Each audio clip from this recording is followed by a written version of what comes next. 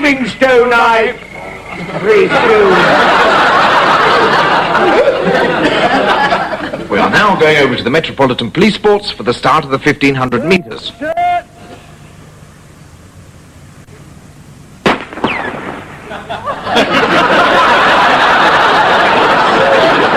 Driver.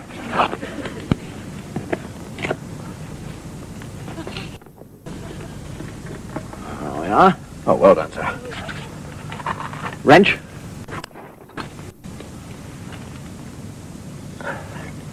Pincers.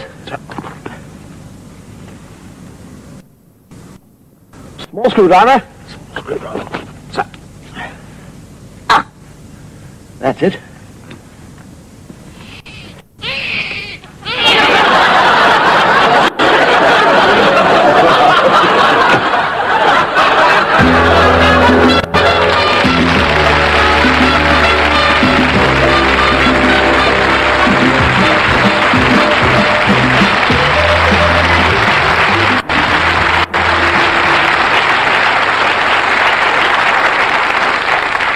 Thank you very much. Good evening and welcome to the show. If all the men in the world were one great man, what a great man that man would be. And if all the trees in the world were one great tree, what a great tree that tree would be. And if all the axes in the world were one great axe, what a great axe that axe would be. And if all the rivers in the world were one great river, what a great river that river would be. And if the great man got the great axe and chopped down the great tree, and that great tree fell into the great river, oh, what a great splash!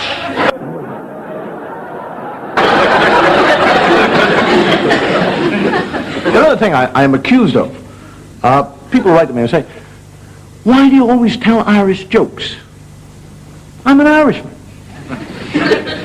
I tell Irish jokes. But tonight, just for a change, I think I'll approach and I'll try and do different gags from different countries. And the strange thing about different humor, it's promoted by what the people of that country really not. Like the Scots. They like booze and they like fishing. And you get the wee Scotsman who's it? Fishing. Cast the line and nothing. He fishes for 24 hours. And fishes and nothing. Doesn't get a nibble. And on the way home, he's passing the pub and he thinks, I'll go in and have a dram. Have a wee dram. Oh, that's the way to talk up here. Have a wee dram. You go there. Another wee dram. Till he gets stoned out of his mind. And on the way home, he sees a scarecrow standing there like that. He says, you're a bloody liar!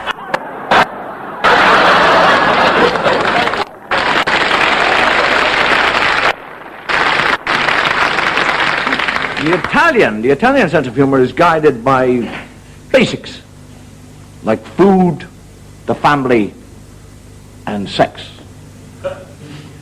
And you get the fellow in Venice, the gondola, and he decides to leave his wife. And he gets in his gondola and he's going down, and he said, I'm sick and tired of you! I'm going away! I'm no more going to talk to you, Johanna! She said, oh, what about the bambinos? He said, I screwed the bambinos. She said, what about the spaghetti? He said, I me a spaghetti. I don't know what is spaghetti or lasagna or lasagna. She said, what about the night we lie together in bed? He said, one of these days I'm going to go. I'm going to go.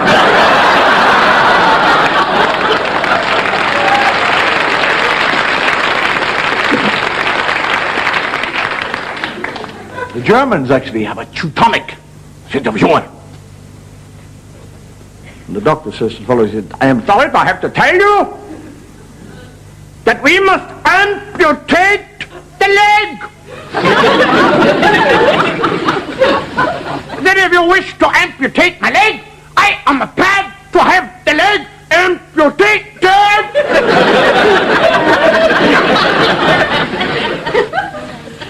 Put him complete the operation. He wakes up. He said, "Oh, it is success. Was it successful? My amputation?" And the surgeon said, "I have good news, and I have bad news."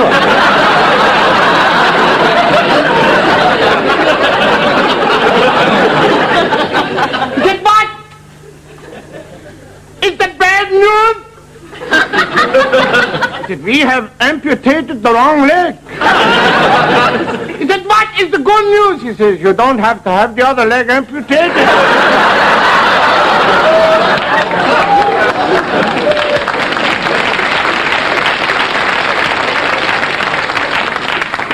American humor is guided by what we call the social atmosphere of the time. And I'd like to take you, if I may, down into the southern states, into a very small county, and there's a local election. And there's a little colored fella there going to vote. And there's what I call a big redneck sheriff standing there, and he says, "Where you going, boy?" He said, I'm going to vote, sir." Said, "Boy, you know, in this county, if you want to vote in this county, you've got to be able to read and you've got to be able to write." He said, I can read and I can write, sir." He said, "Well, I was just going to put you to a test there, boy." And he gives him a ballpoint pen and a piece of wax paper.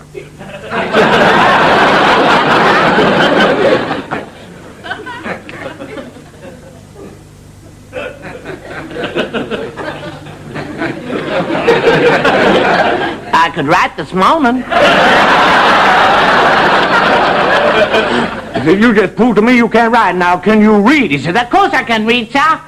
And he gives him the Hebrew Times. In Hebrew, and he says, "Read that, boy."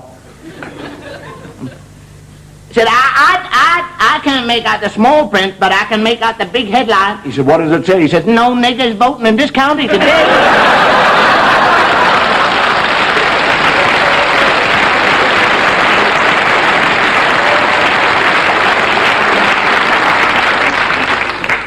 The English love what we call sport. And years ago you get what we call a gentleman who was a very fine wrestler. And he found out that somewhere in the west of England there was a man with a great reputation as being a wrestler. And he said, I'm telling you what I'm going to do. I'm just going to get my little airplane down. I'm going to get up down to Devon, and I'm going to challenge this chap to a wrestling match. All right, we'll decide between the two of us who is the better of us wrestlers. And off he goes to Devon.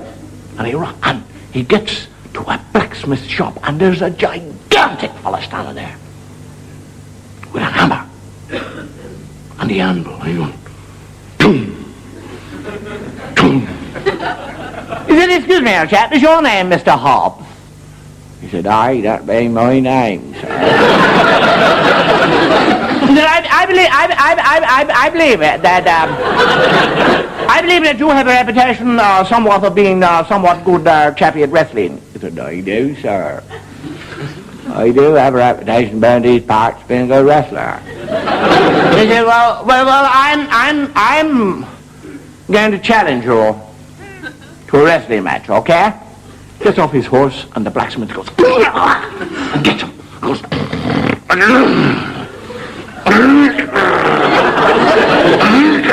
picks him up. 20 yards over the hedge into the muck. Boom! And up he comes, peeps over the hedge, and the fellow says, "Can I do anything more for you, sir?" He said, "Yes, would you throw me my horse?"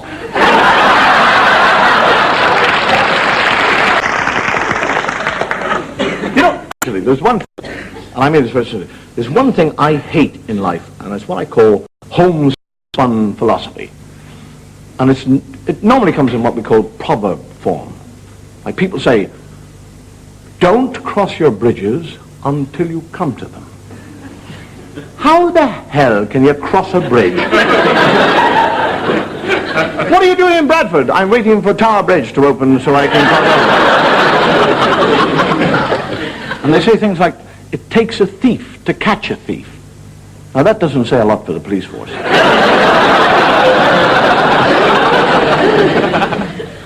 Or a bird in the hand is worth two in the bush.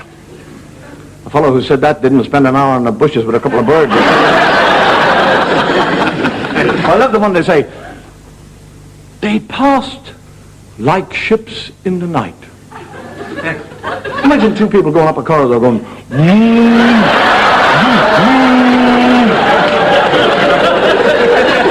oh, it's a wise child that knows his own father. It's a brilliant child that knows his own father. And yet they say also that the child is the father of the man. I'm not surprised who he knows his father is, then I'm telling you. And the one I love. Teach your grandmother to suck eggs. Hello, Granny. Hello. Here we have a little egg, Granny. Hello, little egg. Now we just knock the top off like this. Hello. Put it in your mouth and take a deep breath. And you go,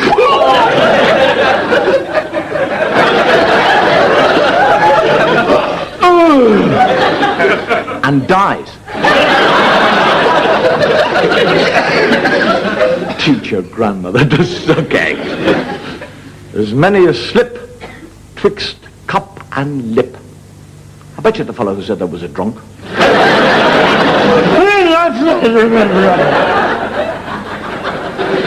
You know, of all the proverbs that there is only one which makes any sense to me, and that is the saying that action speaks louder than words.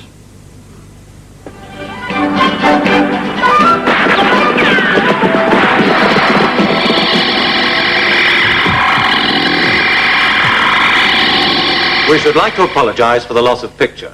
This is due to a technical fault, so there is no need to adjust your sets. I said, don't adjust your sets.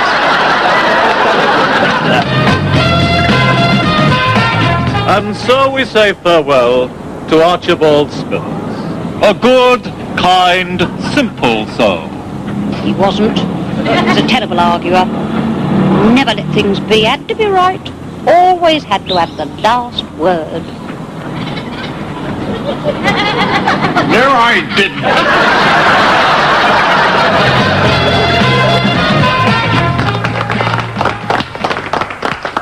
Thank you very much, ladies and gentlemen. And now for my final demonstration as to the power of hypnosis, I do require the assistance of one member of the audience. Thank you, sir. It's so kind of you, but I do, in this case, in this demonstration, prefer to use a female. You will understand why after I have demonstrated. Madam, would you be so kind as to come upon the stage and assist me in this final trick? You are very kind. Now, the thing I do ask you is not to be nervous, not to be frightened in any way. I just want you to listen to my voice. I want you to completely relax. Relax and listen to my voice. And watch this as it moves backwards and forwards. A sleep, a heavy sleep is descending upon you. You are beginning to float. You will listen to my voice. You will obey every command. In a moment, I will wake you up. And when I wake you up, with the snap of my fingers, you will have an uncontrollable desire to take all your clothes off. You will take all your clothes off when I snap my finger. Filthy beast!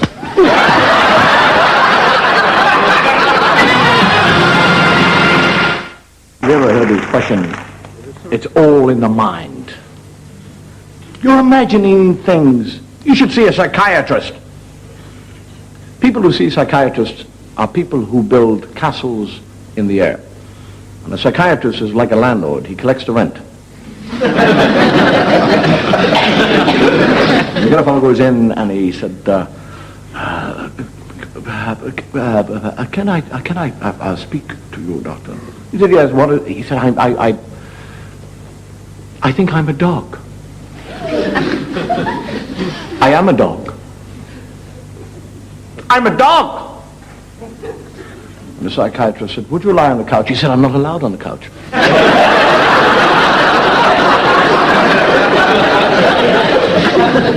Well, the priest in the confessional box says, do you suffer from harmful thoughts? He said, no, I enjoy them.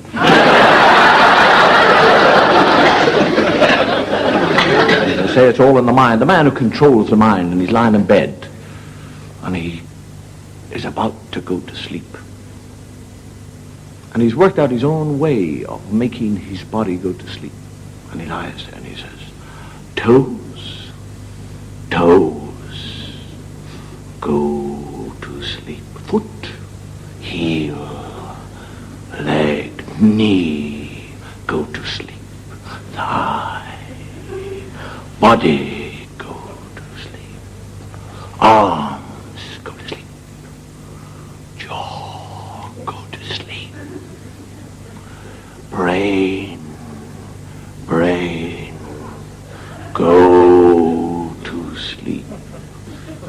Just then a very beautiful girl in a negligee walks in and says, darling, I love you. And he goes, everybody up! Everybody up!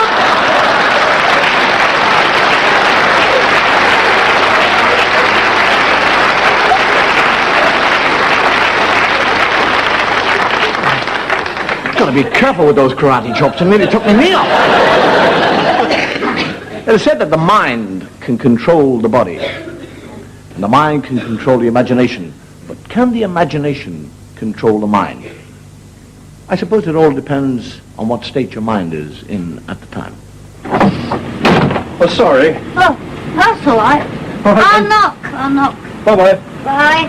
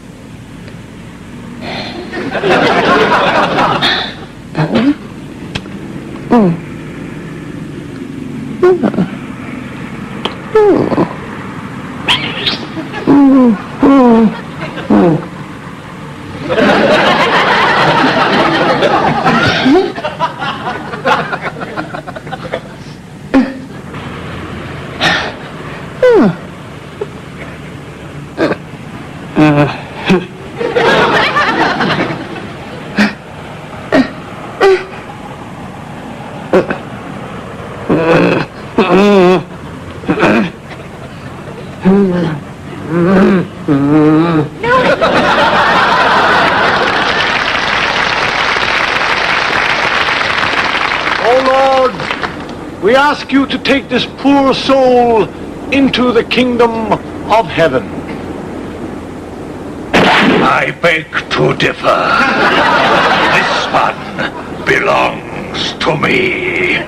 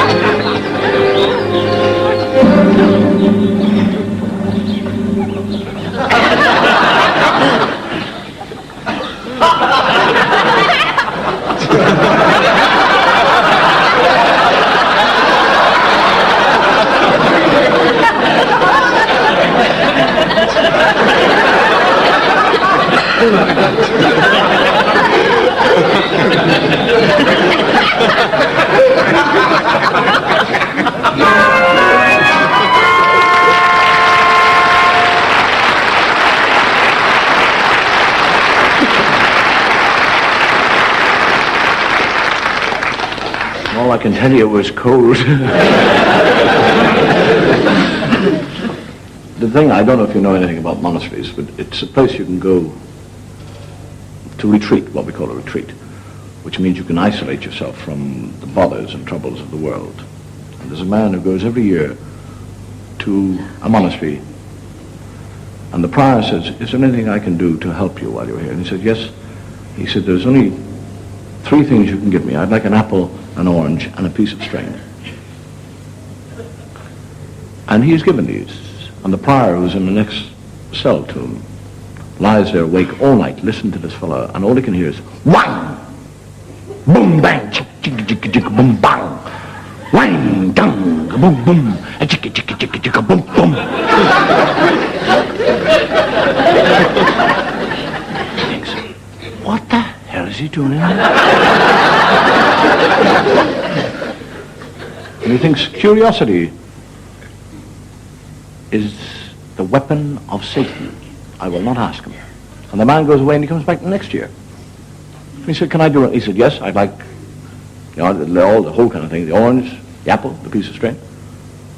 And he's lying in bed that night, and all he can hear is, whang, a bang, a ding, a chick, chick, a boom, boom, a whang, a bang, a bang. And the same thing happens the 3rd year, until his curiosity is driving him mad. And he says, you've been coming here for 3 years. Tell me, otherwise I'll go mad.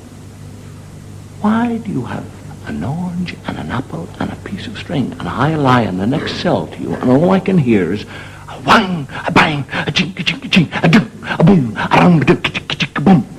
What are you doing with those things?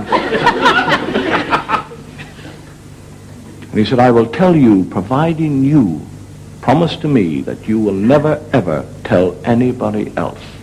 And he said, I promise. And he was a man of God, so he kept his word.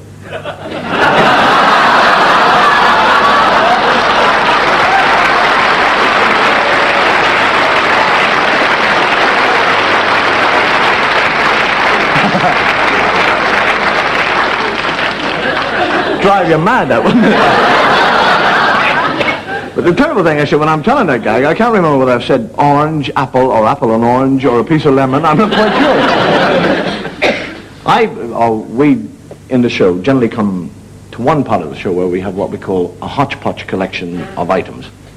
And if you've been watching the show, you'll generally gather that I get myself into some sort of a kind of muddle, looking for an introduction into these items, because these items basically have nothing to do with anything else.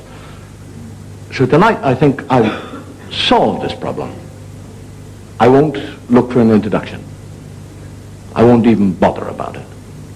I will just relax and let you see them. And in seeing them, you'll know why I haven't looked for an introduction. Because it can actually be a great problem to find something which helps the items. So I've thought about it, and I've thought to myself, it's a worry. And I got enough worries. Why the hell should I worry about an introduction? Why should I sit in there going, I've got to think, so I won't do it. I will not have an introduction for these items. I've got my own problems. I got problems of mortgages, bills, children. Whether the light goes on, who needs a problem for an introduction? I don't need it.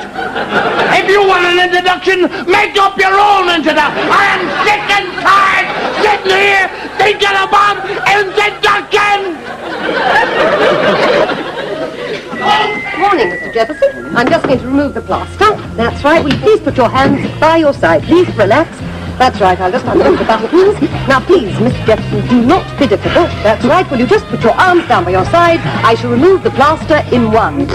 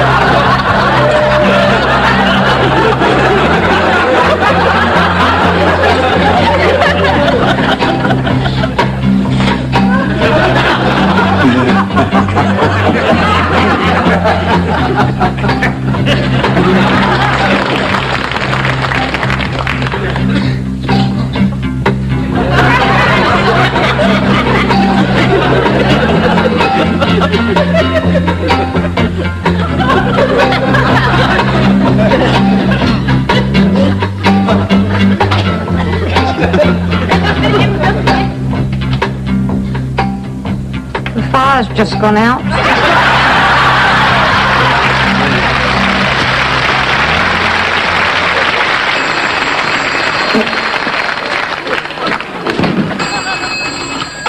St. Mary's, Father Flanagan speaking.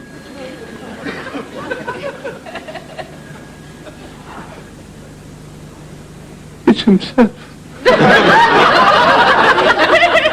Remember, your phone could get you closer to someone you love.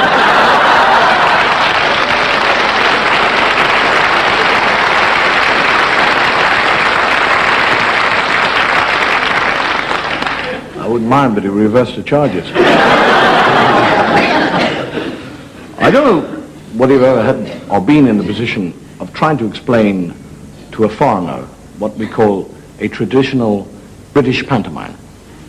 I had the misfortune a few years ago of sitting in a bar, and an American sat beside me and he said, "Excuse me, sir, would you be so kind to explain to me, I've been looking through the theatrical advertisements, what sort of a play is this you've got here in London called Mother Goose? Is that a religious play?" And I said, no, it's a play for children. It's a story about a person called Mother Goose, who is a man dressed up as a woman. And I said, "Oh, yeah." And I said, "Mother Goose has a son called Jack." I said, "Yeah?" "How does Jack feel about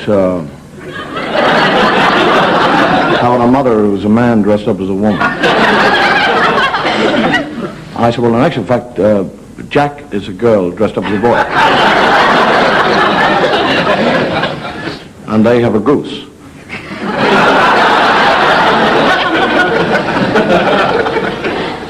And I said, "Yeah, well, what's the premise of this story?" And I said, "Well, Mother Goose, who is a man dressed up as a woman, and her son Jack, who's a girl dressed up as a boy, are rather poor. And they're having trouble with the landlord, who's a man, dressed up as a man. And there's an additional problem that the landlord's daughter," and he said, "Don't tell me, is a boy dressed up as a girl." And I said, "No, it's a girl dressed up as a girl. She falls in love with Jack, who is a girl dressed up as a boy." And I said, "Yeah." Huh? "What happens?" And I said, "Well, there's a fairy."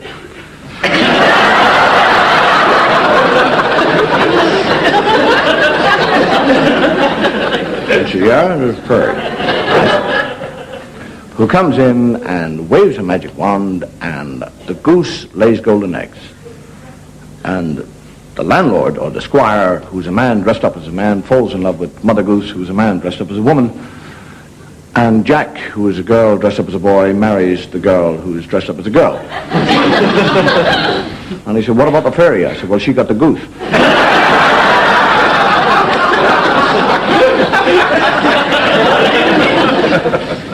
And the thing I never worked out, it really is for children.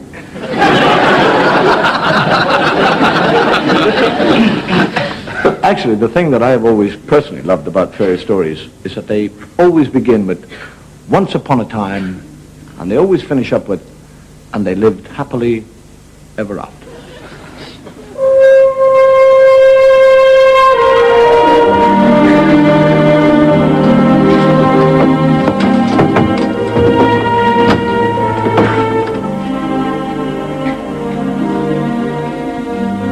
My sleeping beauty, I have but to kiss her soft lips, and she shall wake.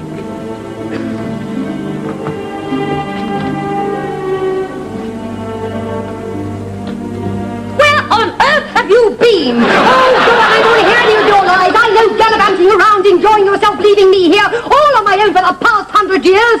Oh, just look at this place, just look at it. Dust and cobwebs all over the place. Look at the floor, it's absolutely filthy, absolutely covered in grime. And you might have cleared it up of filth before you go and leave me here and then wake me up with all this dust and filth. And who on earth put this spinning wheel here? For heaven's sake, someone could go and prick that... out. Thank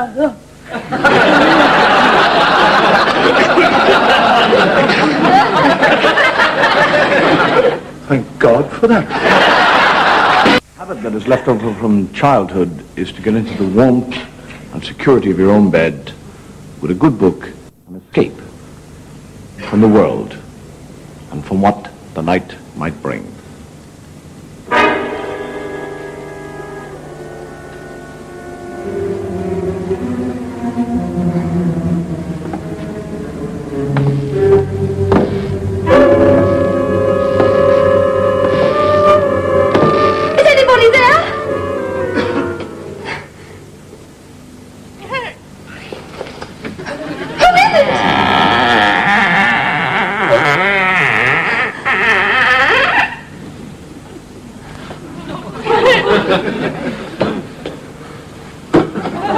Only come to all the hills,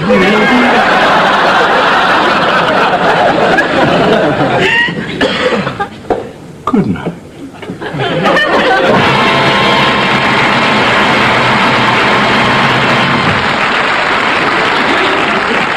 You notice that most horror stories actually have what they call the curse of. There's always the curse of Dracula. The curse of the mummy. The curse of Cobra Khan! The curse of the 4.5 fingers.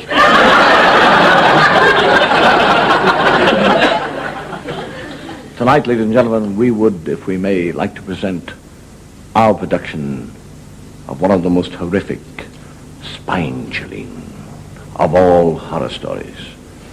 It gives me great pleasure tonight to present to you, ladies and gentlemen, the curse of the werewolf.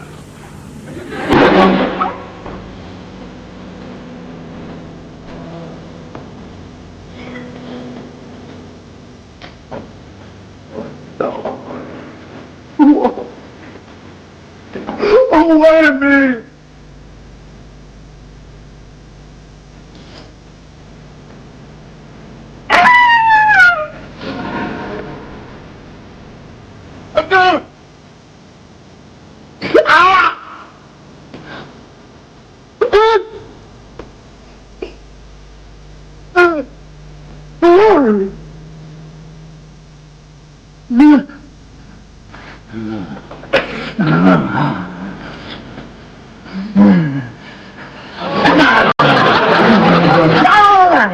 No.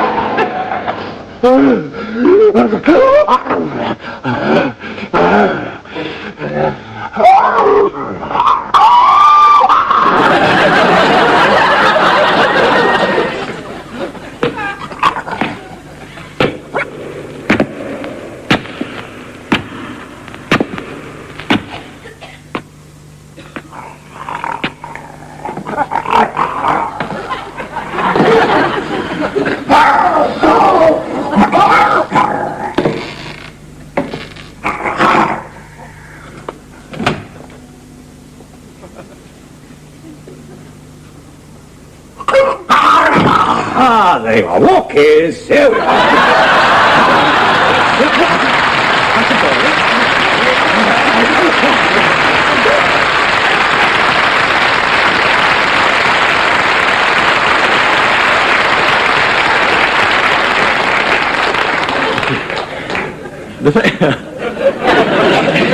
In doing something like that, you see, we've got to do it in stages because my hair doesn't grow that fast.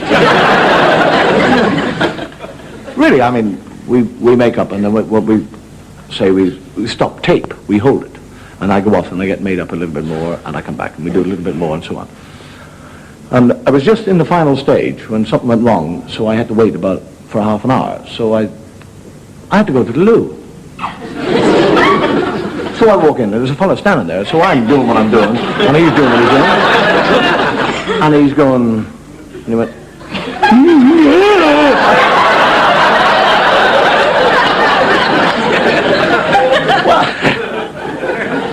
I suppose it helps the cleaners.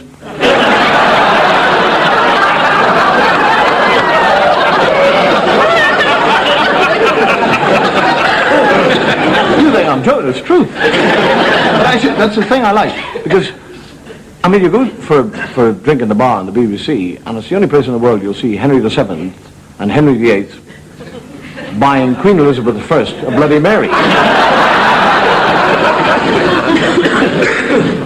Actually, I'm very fond of what I call history, or what is known as history. And did you know that King Harold of England, the man who fought the Normans, was one of the greatest inventors in the world? Did you know that he invented a very specific type of arrow? But in inventing that, he wasn't thinking that he had invented an arrow, he had invented the telescope. And he went down to Hastings and saw all those Normans landing, and he said, "Hand me my telescope." And he went, "Oh!"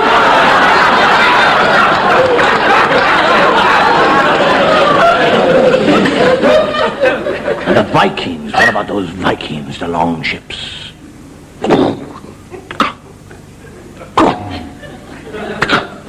Those bronzed, blue-eyed Norse gods.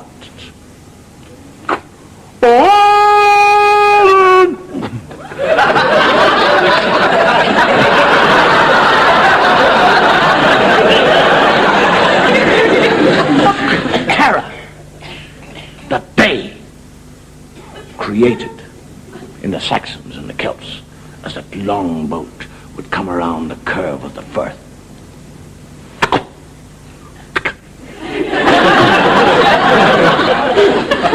Drive it up the sand on that bronze with the horns, and the axe and the shield. Would say, "We will pillage the village! We will raze it to the ground! We should kill all the women and rape all the men!"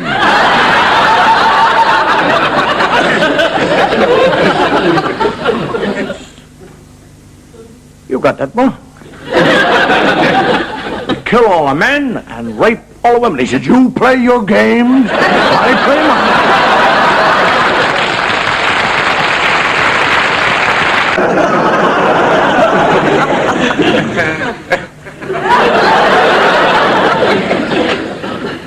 Funny thing about history, actually, that the course of history has been changed by the most insignificant of events. When you think about it, if Caesar on his way to the Senate and the soothsayer had stepped out and said, "Beware the Ides of March," and Caesar had gone, "Yeah," and he went home, the course of history would have been changed. Robert Bruce in Scotland, in the cave with the spider, if it had been a beetle, he'd have gone, "Yeah." If Frau Hitler, instead of giving birth to a little boy called Adolf, had given birth to a girl, the course of history would have been changed. You'd have had a big fat frau on one of the stars saying, "Sieg Heil, the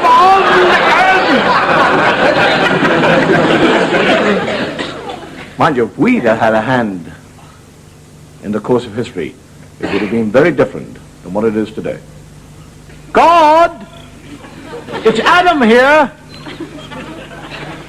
I don't wish to be ungrateful, but I think you've made a mistake.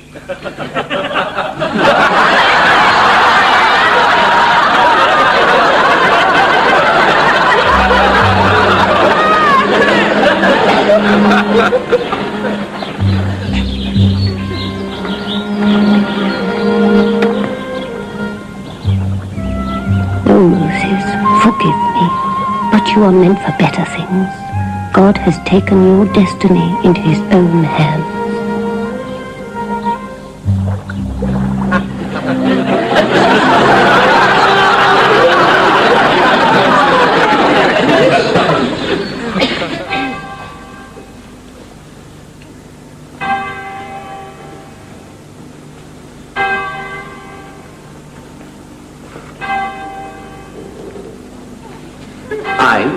Richard of Gloucester, whom some do call a knave, with my own hand dispatched her husband, the prince, unto the grave. And now she hates me. But love is close to hate, is it not? And I with sweet words, yea, and with tears, will prove to her that all was done for love. And by such words will wipe away her mournful frown. I'll marry her, and so to gain the crown.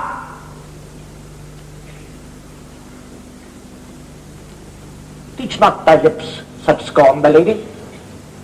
They were made for kissing, not for such contempt. Thy revengeful heart cannot forgive. Lo, here, I lend thee the sharp-pointed sword, which if thou please to hide in this true breast, and set forth a soul that adoreth thee, I lay it naked to the deadly stroke, and humbly beg my death upon my knee.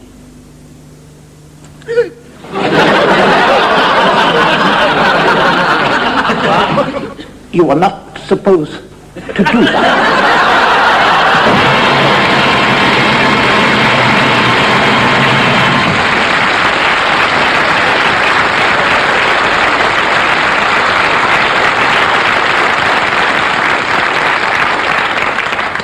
Finally, from taking a look at possible past history, let us take a look at possible future history.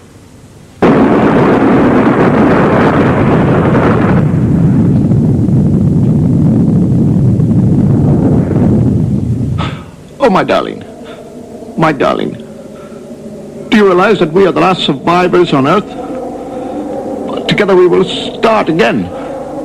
Together we will find a way of repopulating the Earth.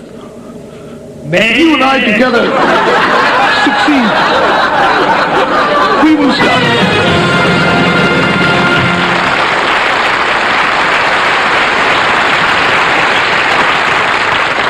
Thank you very much. Good night, and may your God go with you.